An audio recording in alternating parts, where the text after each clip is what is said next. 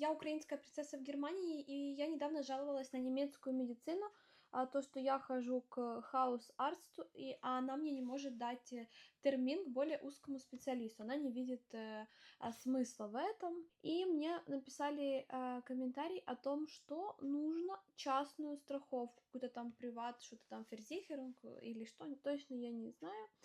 Так, в общем, я поняла, что да, мне нужна частная страховка дополнительная. Я так понимаю, она дороже, наверное.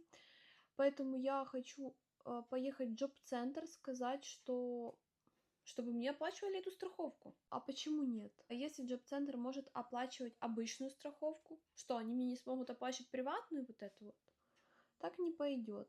Я в Германии сейчас живу, я хочу хороший сервис получать, хорошую медицину, чтобы мне оказывали помощь так, как надо. И если для этого нужна эта страховка, так пусть они платят и эту страховку. В чем проблема?